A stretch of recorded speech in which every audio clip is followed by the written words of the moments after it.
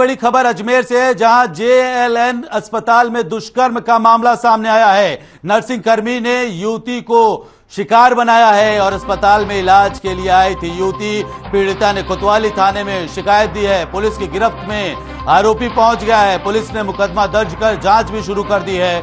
तो पीड़िता ने कोतवाली थाने में शिकायत दी थी, जिसके बाद पुलिस ने आरोपी नर्सिंग कर्मी को गिरफ्तार कर लिया है।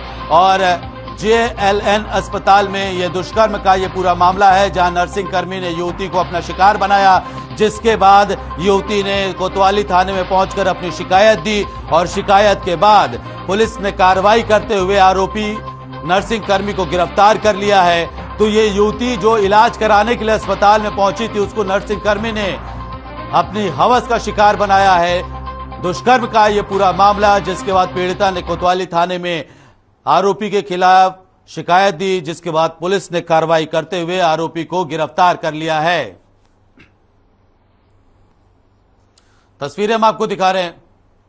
तो जेएलएन अस्पताल में यह दुष्कर्म का मामला है, जहां इलाज कराने आई युवती के साथ में नर्सिंग कर्मी ने दुष्कर्म किया, जिसके बाद पीड़िता ने कोतवाली थाने में इसकी शिकायत दी, पूरे मामले की जानकारी दी, शिकायत लेकर पहुंची, अपनी अर्जी लेकर पहुंची, जिसके बाद पुलिस ने कार्रवाई करते हुए आरोपी नर्सिंग कर्मी को गिरफ्तार कर लिया है।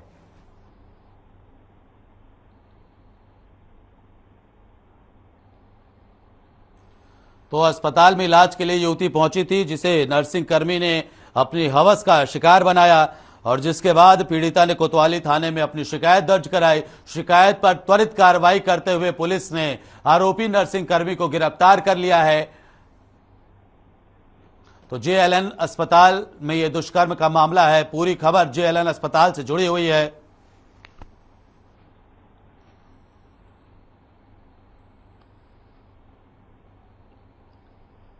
अब रुख करते हैं खबरों की ओर। खबर अलवर से है, जहां रामगढ़ सीमा सुरक्षा बल में डीएसपी पद पर कार्यरत राकेश यादव को उड़ीसा में बाइक हादसे में मौत हो गई, जिसके बाद राकेश यादव की खबर अधिकारियों ने परिवार को दी। खबर सुनते ही शहीद की पत्नी बबीता की आंखों में आंसू रुकने का नाम नहीं ले रहे हैं और पूरा गांव सदमे में डूब गया है। वहीं सैकड़ों की संख्या में लोग उनके गांव चंडीगढ़ अहीर पहुंचे, जहां अधिकारियों और पुलिस प्रशासन की मौजूदगी में पार्थिव शरीर शहीद के घर पहुंचा। पार्थिव शरीर पूरे मान सम्मान के साथ घर लाया गया। इसके बाद सीमा सुरक्षा बल की ओर से उन्हें अंतिम सलामी दी गई और फिर उनका अंतिम संस्कार किया गया। इस मौके पर परिजनों और ग्रामीण भारी संख्या में मौजूद रहे। तो बाइक हादसे में बीएसएफ जवान शहीद हो गए।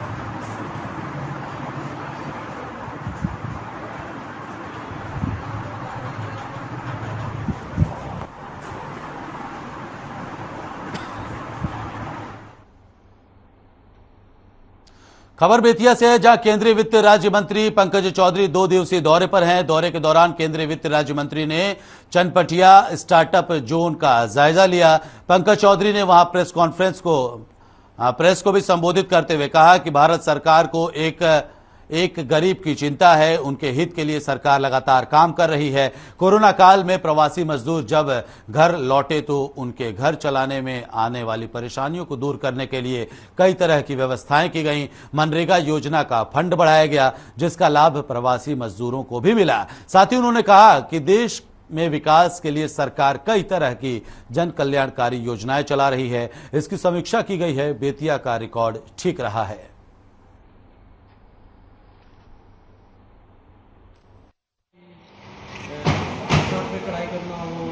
स्टार्टअप जोन को निश्चित तौर से यहाँ के हमारे अधिकारियों ने और जो हमारे प्रवासी मजदूर आए और उनकी तत्परता से मैं अभी भ्रमण किया हूँ कि जो उनके अंदर हुनर है, स्किल था, उसका पूरा उपयोग कर रहे हैं। प्रशासन भी मदद कर रहा है, बैंक के द्वारा भी मदद हो रहा है और निश्चित तौर से मैं इस पर बात करके इसको और बढ़ाया जाए, ताकि पूरे बिहार में इस टाइप का स्किल के लोग जो हैं वो आकर के अपना काम धंधा करें। खबर बीकानेर से है, जहां जल भराव के संभावित क्षेत्रों का अवलोकन और नालों की सफाई व्यवस्था का निरीक्षण करने जिला कलेक्टर भगवती प्रसाद कलाल शहर के विभिन्न क्षेत्रों में पहुंचे। इस दौरान निगम आयुक्त गोपाल राम बिरदा सहित अन्य अधिकारी भी साथ में मौजूद रहे। जिला कलेक्टर ने बरसात के मौसम के मद्देनजर इस कार्य को मिशन मोड पर करने के लिए निर्देश दिए। जिला कलेक्टर ने कहा कि निगम को संसाधन दिए जाएं और इसकी प्रभावी रूप से मॉनिटरिंग भी की जाए। इसके लिए निगम की ओर से अधिक टीमें गठित की जाए। जिला कलेक्टर ने डोर टू डोर कचरा संग्रहण व्यवस्था को प्रभावी तरीके से लागू करने और इसकी प्रॉपर मॉनिटरिंग करने के भी निर्देश दिए हैं।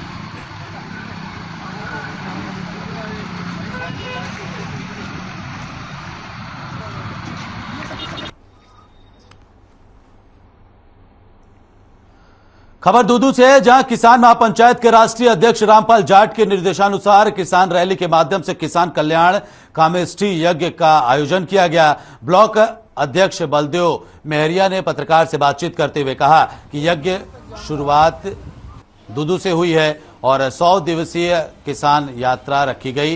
100 दिन तक किसान महापंचायत के सारे पदाधिकारी और कार्यकर्ता गांव-गांव ढाड़ी-ढाड़ी किसानों तक पहुंचेंगे और किसानों की समस्या को जानकर उन्हें उनका हक दिलाने के लिए पूरा प्रयास भी करेंगे।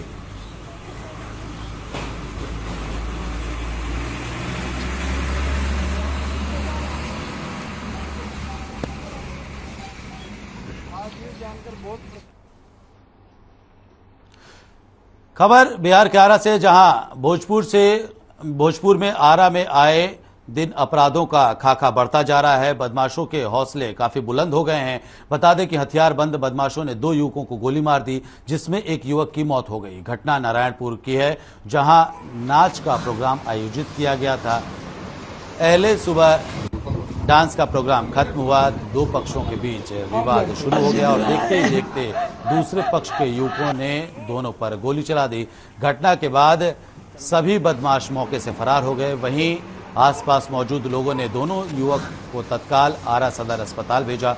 बता दें कि बीच रास्ते में ही युवक की मौत हो गई और दूसरे युवक का अस्पताल में इलाज चल रहा है। फिलहाल नारायणपुर थाने के पुलिस आरोपी बदमाशों की पहचान कर उनकी गिरफ्तारी में जुट गई है।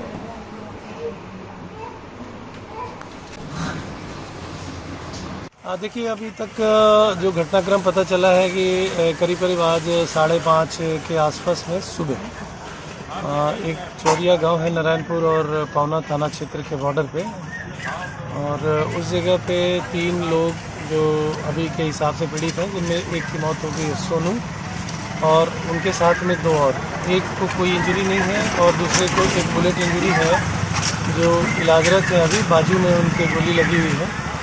देखिए, हम घर से 3:30 बजे निकले। मेरे गांव के बगल का एक सिकुहारी गांव का एक लड़का का औरत का ऑपरेशन हुआ था, तो बोला कि अगिया में एडमिट है, बड़ा ऑपरेशन हुआ है भैया, पैसा हम बात नहीं किए हैं कितना मांगेगा। हम सोचे ना कि मॉर्निंग में 5 बजे उसको छोड़वा देंगे। 3:30-4 के समथिंग हम निकले घर से, तो रूम पे नहीं थे। तो वहाँ पे दुर्गा मंदिर के सामने एक ठो चाय का दुकान है, वहाँ पर हम चाय पिए, 1 घंटा टाइम पास किए। तो फिर उधर से तो डॉक्टर साहब नहीं थे, तो फिर हम सोचे कि नारायणपुर से अगिया कितना दूर है, तो चलो चलते हैं।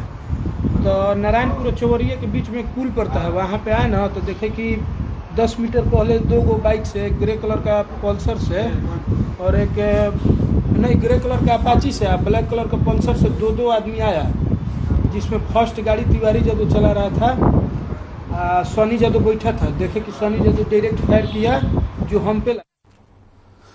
खबर बांदीकुई से है, जहां खाद्य सुरक्षा अधिकारी महेंद्र चतुर्वेदी ने बांदीकुई में शुद्धि के लिए अभियान चलाया। इसमें कई जूस की दुकानों पर सैंपल लिए गए। खाद्य सुरक्षा अधिकारी ने बताया कि राज्य सरकार की ओर से 10 जून से यह अभियान चलाया जा रहा है, जिसके तहत टीमें जूस के दुकान पर पहुंची और जूस के सैंपल लिए गए हैं।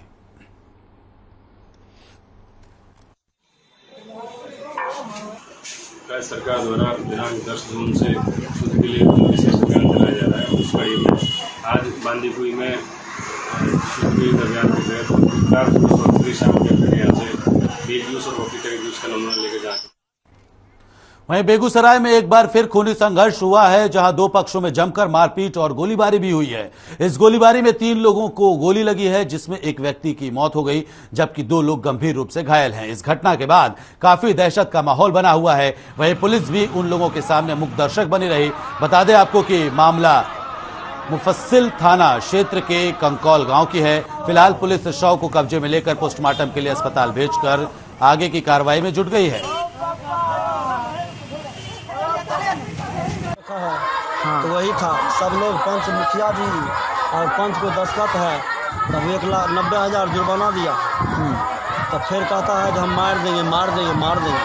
तो फिर आज विवाद क्या हुआ? आज ललन का मनोज का बेटा लड़ाई किया, मारपीट किया, बस सब बापूत वही बैठले था, सब बापूत जुट गया, बस एगो मार। खबर कोटा से है, जहां शंभूपुरा हैंगिंग ब्रिज के पास बदमाशों ने एक 23 वर्षीय युवक की हत्या कर दी। हत्या के मामले में पुलिस ने मुकदमा दर्ज कर जांच शुरू कर दी है। युवक की मौत पर आक्रोशित पीड़ित परिजनों ने जोरदार हंगामा कर दिया और प्रदर्शन कर रहे पुलिस के विरुद्ध भी जमकर नारेबाजी की। परिजनों ने आरोपियों की गिरफ्तारी की मांग करते हुए शव को उठाने से इनकार कर दिया। पुलिस उप अधीक्षक कालूराम वर्मा और सीआई गंगा सहाय शर्मा आक्रोशित लोगों को समझाने का प्रयास कर रहे थे। भैया देखो, आज मेरी बात सुनो, अपराधी खुलेआम घूम रहे कोटा शहर में और धमकियां मिल रही है फोन पे।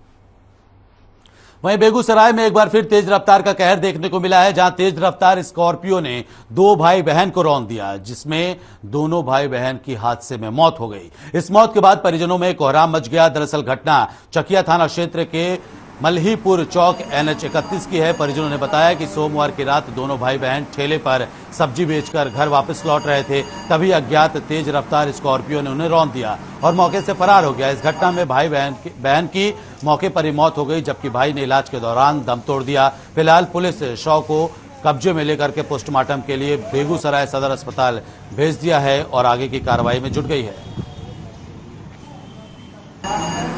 स्कॉर्पियो से एक्सीडेंट कर गया था। बच्चा लोग जो है सब्जी बेच करके रोड क्रॉस कर रहे थे, जिस दरमियान एक स्कॉर्पियो ने आकर के उसको बच्चा को धक्का मारते हुए गाड़ी लेकर फरार हो गया। वो स्थानीय जगह था मल्हीपुर चौक। उसके बाद ग्रामीण लोग जो वहाँ के थे, बच्चे को उठा करके निजी अस्पताल में ले गए। उनका थोड़ा मोड़ा ट्रीटमेंट हुआ और वहाँ पर ट्रीटमेंट सक्सेस नहीं होने के कारण सदर अस्पताल हम लोग उसको इमरजेंसी। खबर बेगूसराय से है, जहां चलती ट्रेन से गिरकर युवक की मौत हो गई। घटना बेगूसराय रेलवे स्टेशन के लोहिया नगर केबिन के पास की है। वहीं आनन फानन में स्थानीय लोगों ने घटना की सूचना रेलवे पुलिस को दी और सूचना मिलते ही रेलवे पुलिस घटनास्थल पर पहुंची। पुलिस ने युवक के शव को कब्जे में लेकर के पहचान के लिए तलाशी ली। मृतक के बैग से आधार कार्ड मिलने से उसकी पहचान हुई, जो फतेहपुर का रहने वाला है। रेल यात्री संघ के अध्यक्ष विष्णुदेव सिंह ने बताया कि पीड़ित युवक की आंख लग गई होगी और बेगूसराय स्टेशन से ट्रेन खुलने के दौरान जल्दबाजी में उतरने के क्रम में युवक की ट्रेन से गिरकर मौत हो गई। मृतक के परिजनों को घटना की सूचना देते हुए आगे की कार्रवाई पुलिस कर रही है। आधार कार्ड में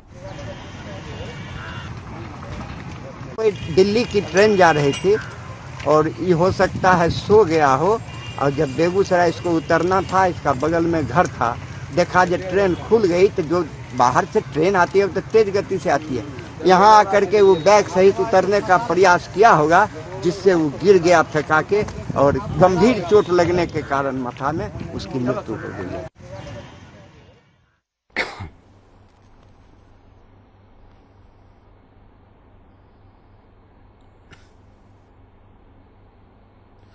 खबर भोजपुर से है, जहां चौरी थाना क्षेत्र के अटपा गांव में दहेज के लिए विवाहिता की हत्या कर दी गई। वहीं विवाहिता की हत्या कर शव को जलाया जा रहा था। इस दौरान मायके वालों ने पहुंचकर शव को अपने कब्जे में ले लिया और स्थानीय पुलिस को इसकी सूचना दी।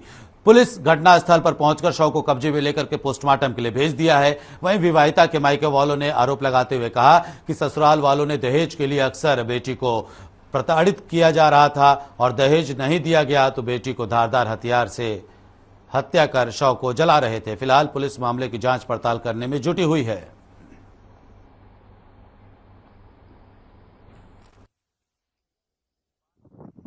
दहेज लेने के लिए सर, दहेज में वो लोग मतलब कि पैसा रकम मांग किए थे सर, 3 लाख रुपया, और गाड़ी भी और सिकड़ी अंगूठी वगैरह से मांग किए थे सर। इसलिए मतलब लोग तो प्रताड़ित कर रहे थे और प्रताड़ित करके मतलब कि धारदार हथियार से मतलब मार कर उसको हत्या करके और जलाने, सबूत मिटाने के लिए ले गए थे, जलाने के लिए। मतलब अर्जुन जो थे इनके पति मेन है वो, और उनके पापा जो हैं वो मेन है, मतलब उसमें है, फिर इनके माता हैं और इनके भाई जो हैं और उनके भाई के बड़े भाई के औरत हैं।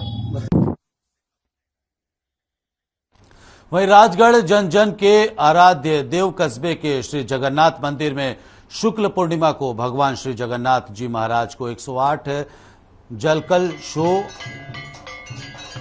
और पंचामृत से अभिषेक कराया गया। मंदिर के महंत पूर्णदास आचार्य मदन मोहन शास्त्री ने बताया कि ज्येष्ठ शुक्ल पूर्णिमा को प्रत्येक वर्ष भगवान जगन्नाथपुरी के दर्शन पर ही यहां स्नान का कार्यक्रम कराया जाता है। यह परंपरा प्राचीन समय से चलती हुई आ रही है। स्नान के पश्चात भगवान जगन्नाथ को ज्वर पीड़ा होती है, इसलिए जड़ पीड़ा से निजात दिलाने के लिए भगवान जगन्नाथ को 15 दिनों के लिए गर्म गृह में प्रवेश कराया जाता है, जहां भगवान जगन्नाथ की विधि युक्त विधिवत पूजा अर्चना और औषधि युक्त कार्य से उनका उपचार किया जाता है। 1 जुलाई को भगवान जगन्नाथ महाराज की सायंकाल 8:30 बजे जगन्नाथ मंदिर से रथ यात्रा निकालकर गंगा बाग स्थित मंदिर जाती है और इसी के साथ 7 दिवसीय जगन्नाथ महोत्सव मेले का आयोजन होगा।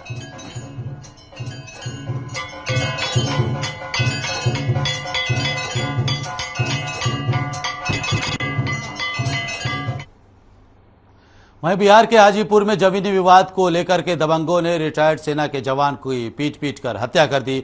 हत्या के बाद घर में मातम पसर गया। वहीं बेटी ने कहा कि सब कुछ खत्म हो गया, हमारे पिता को बेरहमी से पीट कर मार दिया गया। पूर्व सैनिक के मौत के बाद जिले के सैनिक संघ ने कहा कि न्याय के लिए जहां तक संघर्ष चलेगा वहां तक जाया जाएगा।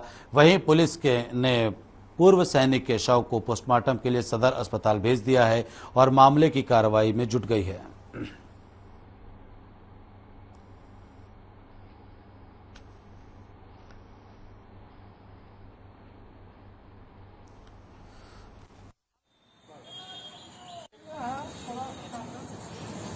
इनके मेरे पापा है, छोटे भाई हूँ, 3 भाई हैं। तो मतलब इनका मझला भाई जो है राजनारायण उर्फ राजू सिंह, वही गुंडा बुलवा कर मतलब अपना समधी हिलालपुर से बुलवा कर मतलब उनका राम पीड़ित उनका समधी है, सो उनका बेटा प्रिंस कुमार है, प्रिंस और उसका छोटा बेटा छोटू और उर्फ रणधीर नाम है उसको। मतलब इतना इनको मारा गया, मतलब पूरे सैनिक को, मतलब पापा मेरे राम बाबू सिंह उनका इतना मारा गया रॉड से मारा गया कि उनकी जान मार दिया गया। वो 4 तारीख शनिवार के दिन की घटना हुआ। राम बाबू सिंह संघ के एक सम्मानित सदस्य थे और संघ के समक्ष उनकी समस्या कई वर्षों से लंबित थी। हम लोगों ने कई बार सामाजिक प्रयास किया कि उनके परिजनों से मिलकर उनके भूमि विवाद को सुलझाएं, लेकिन उनके जो प्रतिद्वंदी थे, पटीदार लोग थे, वो बहुत दबंग और बेहुदे किस्म के लोग थे। उन्होंने कभी किसी पंचायत को नहीं माना और अंततः उनके जमीन पे जब निर्माण कार्य करा रहे थे तो रामबाबू सिंह के द्वारा मना करने पे 4 तारीख को रामबाबू सिंह के ऊपर हमला किया गया, जिसमें रामबाबू सिंह बुरी तरह से घायल हो गए। उनको लाया गया सदर अस्पताल में, इलाज हुआ। इलाज के बाद जब उनका पैर वगैरह टूटा हुआ था, घर भेज दिया गया और आज रामबाबू सिंह अपने जख्मों से जूझते हुए मौत के। खबर वैशाली से है, जहां प्राथमिक स्वास्थ्य केंद्र सहदेई बुजुर्ग के निकट बने पुलिया के नीचे आयरन विद फोलिक एसिड की भरी हुई शीशी मिलने से सनसनी फैल गई। वहीं आयरन सिरप की शीशी फेंके जाने की जानकारी मिलते ही मौके पर लोगों की भीड़ जुट गई। इस बीच वहां पहुंचे लोजपा नेता चंदन कुमार यादव ने इसकी सूचना महनार के एसडीओ को दी और साथ ही एसडीओ ने पूरे मामले की जांच कराकर दोषियों के खिलाफ कार्रवाई की मांग की है। वहीं इस पूरे मामले में पूछे जाने पर चिकित्सा पदाधिकारी डॉक्टर सुनील केसरी ने बताया कि आयरन का सिरप आशा को बांटा जाता है, साथ ही वैक्सीनेशन सेंटर पर भी आयरन का सिरप भेजा जाता है। किसी स्वास्थ्यकर्मी ने जानबूझकर इस दवा को फेंककर अस्पताल को बदनाम करने की कोशिश की है। बिहार सरकार द्वारा दवाई वितरण करने के लिए दिया जाता है और सही ढंग से सुचारू रूप से वितरण नहीं हो पाता है। नहीं होने के कारण जो है दवाई का गोदाम सहदेई पीएचसी के अस्पताल में होना चाहिए। हमको लगता है कि अस्पताल में भवन नहीं होने के कारण कहीं जगह नहीं रहा होगा, तो इसको जो है गोदाम पुल के नीचे बना दिया गया नहर में, और उस नहर का गोदाम में जो है दवाई ला करके रख दिया गया। वहीं हाजीपुर के भगवानपुर थाना क्षेत्र के इमादपुर की रहने वाली महिला की एक निजी क्लिनिक में यूट्रस का ऑपरेशन किया गया था। वहीं महिला ऑपरेशन के बाद महिला की हालत बिगड़ने पर उसे दूसरे अस्पताल में रेफर कर दिया गया, लेकिन रास्ते में उस महिला की मौत हो गई। महिला की मौत के बाद क्लिनिक के बाहर लाकर शव को रख दिया गया और परिजनों ने क्लिनिक में जमकर हंगामा किया और तोड़फोड़ करने लगे, जिसके बाद पुलिस भी मौके पर पहुंच गई। घटना की जानकारी देते हुए महिला के पति ने बताया कि हम अपने पत्नी को यूट्रस के ऑपरेशन के लिए यहाँ भर्ती कराए थे, लेकिन ऑपरेशन के बाद हालत खराब हो गई और महिला की मौत हो गई।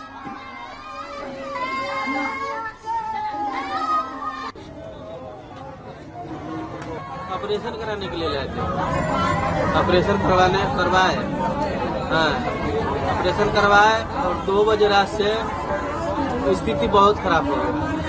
हाँ भुचकी 2 बार आया और स्थिति दिन पर मैंने खराब होते चला गया सुबह तक।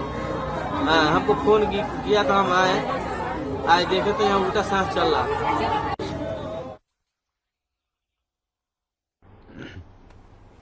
अगली खबर मोतिहारी से, जहां मोतिहारी के कल्याणपुर थाना क्षेत्र के राजपुर पंचायत बहुआरा हरिवंश गांव का ये पूरा मामला है, जहां बीती रात कल्याणपुर थाना की पुलिस को शिकायत मिली थी कि एक परिवार में जमीनी विवाद हुआ है, जिसकी जांच करने मौके पर पुलिस पहुंची थी, जहां पुलिस टीम पर स्थानीय लोगों ने हमला कर दिया। दरअसल पुलिस पर आरोप है कि वो पीड़िता की पिटाई करने लगे, जिससे स्थानीय ग्रामीण उग्र होकर पुलिस टीम पर हमला कर दिए। इसी बीच हमला में पुलिस के 4 जवान भी घायल हो गए हैं। वहीं इसके बाद भारी संख्या में कई थानों की पुलिस ने गांव में ताबड़तोड़ छापेमारी की और घटना में शामिल एक महिला समेत 3 लोगों को गिरफ्तार कर लिया है।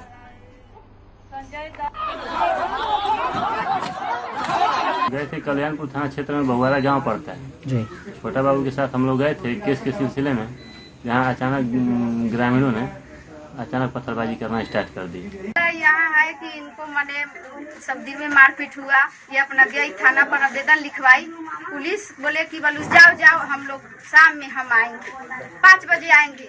तो 5 बजे नहीं आए, 6 से 7 बजे के करीब में आए तो यहाँ मैंने यहाँ नहीं आए, यहाँ गाड़ी लगाकर चल गए रामबाबू दास के दौरा पर पुलिस प्रशासन। वहाँ गए तो वहाँ क्या खाए पिए, 1 घंटा के 2 घंटा के बाद वहाँ से आए तो आते इनको गाली बकले।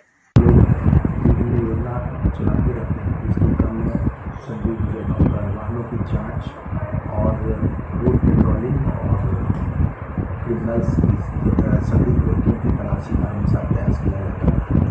इसी क्रम में आज चंदौली और टाउन थाना के पदाधिकारी और कर्मियों के सहयोग से क्षेत्र में फ्लैग मार्च एवं संदिग्ध वाहनों की जांच व्यापक रूप से। और इसी बीच बड़ी खबर आपको बता दें टोंक से, जहां उबली बालाजी मंदिर में घोटाले का यह पूरा मामला है। खबर दिखाने के बाद से घोटाले के मामले को हमने प्रमुखता से दिखाया। तो झुंझुनू जिले से यह पूरा मामला है। उबली बालाजी मंदिर में ये अब नया मोड़ आ गया है। घोटाले को प्रमुखता से दिखाया गया था, जिसके बाद मंदिर समिति के बदमाशों ने हर खबर के ब्यूरो चीफ को धमकियां देना शुरू कर दिया है। तो प्रमुखता से इस खबर को हर खबर ने दिखाया। झुंझुनू से हम खबर आप तक पहुंचा रहे हैं, जहां उबली बालाजी मंदिर में घोटाले का यह पूरा मामला है। हर खबर ने प्रमुखता के साथ इस खबर को दिखाया था, जिसके बाद घोटाले का पर्दाफाश होने के बाद जो घोटाले में संलिप्त घोटालेबाज हैं वो तिलमिला गए हैं और हर खबर के ब्यूरो चीफ को वो धमकियां देने में जुटे हुए हैं। बदमाशों के जरिए ये धमकियां दिलवाई जा रही हैं। और हर खबर के ब्यूरो चीफ सागर सोनी हमारे साथ फोन लाइन पर जुड़ चुके हैं। हम सागर जी आपसे ही समझना चाहेंगे, जो ये घोटाला हो रहा है, इतने दिनों से इस घोटाले को चलाया जा रहा था और आखिरकार जब ये घोटाला उजागर हो गया तो उसके बाद अब इस तरह से आपको धमकियां मिल रही। सबसे पहले आप उबली बालाजी मंदिर का ये पूरा मामला क्या है, घोटाला क्या है, इसके बारे में विस्तार से बताइए। ये एक विवेक मैं आपको बताऊं कि बहुत प्राचीन मंदिर है और जिसके साथ लाखों हिंदुओं और साथ में मुसलमानों की भी आस्था जुड़ी हुई है। तो ये जो मंदिर है इसमें चढ़ावा भी इतना ही आता है, लेकिन वो चढ़ावा कहाँ जाता है, उसका क्या उपयोग किया जा रहा है, इसके बारे में आज तक किसी को कोई खबर नहीं लगी। पर जो शिकायत करता है वो लगातार 2012 से शिकायतें जिला कलेक्टर को, शायद साथ में देवस्थान विभाग को, सबको दे रहा है, परंतु कुछ न कुछ इसमें घोटाला और कुछ गड़बड़ लगती है। इस वजह से इस पर कार्रवाई नहीं हो पा रही है। आपने देखा कि कितने गुंडे और मवाली इनके साथ में जुड़े हुए हैं। ये पूरा गैंग और गिरोह है है ना, उसी के दौरान मुझे भी ये धमकियां दी गई है। एक कोई तो सागर जी आपको धमकियां कौन लोग दे रहे हैं, कौन लोग हैं ये जो आपको धमकी दे रहे हैं? जी अपने आप को जी न्यूज से बता रहे थे, और जब हमने कंफर्मेशन की इनके जिला रिपोर्टर संदीप से, तो उन्होंने भी बताया कि हाँ कोई संजय नाम का व्यक्ति है जो हमारे इन्फॉर्मर है। ये इन्फॉर्मर लीगल है या इलीगल ये तो पता नहीं है, लेकिन उसकी जो असभ्य भाषा है उससे ये जरूर लगता था कि इतना बड़ा मीडिया नेटवर्क किसी इस प्रकार के घटिया व्यक्ति को नहीं रख सकता। ये इसकी जांच होनी चाहिए। इस प्रकार के लोग जो प्रशासन की नाक के तले अपना कारोबार चला रहे हैं उनके ऊपर सख्त कार्रवाई की जानी चाहिए। ठीक है, तो आपको ये धमकी जो दी जा रही, किस तरह की धमकियां दी जा रही है सागर जी आपको? ये बताया जा रहा है कि हमें तो बहुत कुछ मिल रहा है, क्या तुमको भी चाहिए? तो हमने कहा कि भाई हमारी आस्था बालाजी मंदिर से जुड़ी हुई है, हम ऐसी गंदगी और घोटालेबाजी को नहीं रखने देंगे, हम इसकी बाल की खाल निकालेंगे। तो ये पेशकश भी की जा रही है, साथ ही साथ में ये कहा जा रहा है कि मुझे बताओ कहां पर आना है, मैं आपको देखता हूं कि आप कितने बड़े ब्यूरो चीफ हैं और हर खबर किस प्रकार से अपना ये इस तरह का चला रहा है। जबकि आपको मैं बताऊं कि ये जो परत जब खुलेगी तो इसके साथ में एक बहुत बड़ी चेन निकल करके आएगी, और साथ में आपको बताऊं जन सहयोग बहुत भरपूर मात्रा में मिल रहा है। खुद जनता, अब जो श्रद्धालु है वो आकर के कह रहे हैं कि बहुत बढ़िया इन हर खबर के अंदर ये जो खबर चल रही है ये बहुत बढ़िया चल रही है, तो हम गांव में जाकर के समर्थन जुटाएंगे और हम देवस्थान विभाग से बात करेंगे। बिल्कुल सागर जी, हर खबर लगातार इस उबली बालाजी मंदिर में जो घोटाले हो रहे हैं उसका खुलासे करेंगे और इस खबर को हम और ज्यादा प्रमुखता से दिखाएंगे। सागर जी आपका बहुत बहुत शुक्रिया तमाम जानकारी साझा करने के लिए। तो फिलहाल खबर एक्सप्रेस में इतना ही, रुक रहे छोटे से ब्रेक के लिए।